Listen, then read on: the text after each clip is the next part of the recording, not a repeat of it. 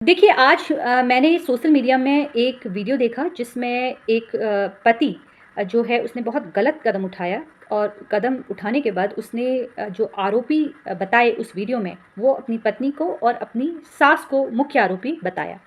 देखिए, जब भी कोई पारिवारिक विवाद होता है और विवाद होने के बाद पति-पत्नी के बीच में नहीं बन रही है या पत्नी के घरवाले आपके ऊपर ज़्यादा हावी हो रहे हैं, जहाँ पर उनका इंटरफेयर आपके परिवार में ज़्यादा है। आपको लगता है कि जो कंट्रोल है, लड़की के माता-पिता के हाथ पर है। जहाँ पर आपकी पत्नी आपकी बात नहीं समझ रही है, सुन रही है या जहाँ पर अपने मायके वालों के कहने पर ही आपका घर परिवार चल रहा है, जो आपको लगता है ये अनुचित है, उचित नहीं है। तो वहाँ पर जो सबसे ज़्यादा तकलीफ़ होती है, वो तकलीफ़ आपको तो है, साथ में आपके माता-पिता को भी होती है क्योंकि उनको लगता है कि उनका बेटा दुखी है। अब जब पत्नी के द्वारा आपसे ये कहा जाता है कि मैं तुम्हारे ऊपर झूठे आरोप लगा दूँगी या तुम्हें फँसा दूँगी, तुम्हें जेल हो जाएगी, तो यहाँ पर अधिकतर पुरुष वर्ग डर जाते हैं क्योंकि वो ये नहीं चाहते हैं कि घर की जो इज़्ज़त है वो बाहर आए, वो न्यायालय तक पहुँचे या जिनका केस काफ़ी लंबे समय तक चल रहा है, जहाँ पर बार-बार लड़की धमकी देती है कि मैं तुम्हें जेल भिजवा दूँगी, तुम्हें इतना पैसा मुझे देना ही देना पड़ेगा।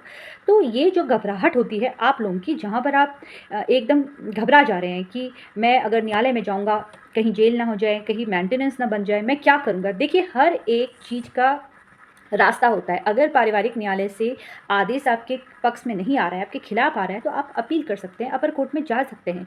लेकिन गलत कदम उठाना ये कहीं की समझदारी नहीं है। अगर आपकी पत्नी आपसे जुड़ी हुई है, तो ध्यान रखिए कि आपका परिवार और भी है, आपके माता-पिता हैं, आपकी भाई-बहन हैं, जिनको बहुत लंबे समय तक अगर आपके द्वारा कोई गलत कदम उठाया जाता है, तो उसका भुगतान आपके परिवार वाले, आपके माता-पिता, आपके भाई-बहन भुगतते हैं। इसलिए कोई भी ऐसा गलत कदम ना उठाएँ जिससे परिवार के अन्य लोगों पर भी प्रभाव पड़े। सुख और दुःख सबके जीवन में आते हैं, न्यायालय की जो लड़ाई होती है वो काफ़ी लंबी होती है, लेकिन यहाँ पर अगर आप सकारात्मक सोच के साथ अपने केस को मजबूती से फाइट करते हैं, अगर आपका जो भी आपका केस है, चाहे वो मेंटेनेंस से संबंधित है, घरेलू विवाद है, 498 ए के तहत मामला दर्ज किया है पत्नी, तो वहाँ पर आपको स्ट्रॉन्ग रखना है और सबूतों पर विशेष तौर पर ध्यान रखना है।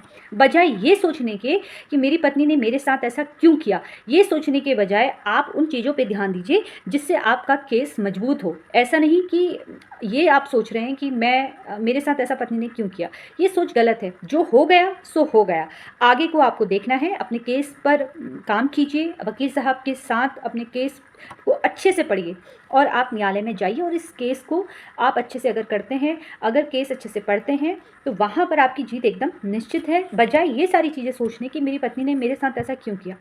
तो या कुछ महिलाएँ भी ऐसी हैं जहाँ पर महिलाओं के साथ भी अत्याचार होता है। सेम महिला अगर ये सोचेगी कि मुझे अपने पति से ही मेंटेनेंस लेनी है, जब तक मैं मेंटेनेंस नहीं मिलूँगी तो मेरी जीविका नहीं चलेगी।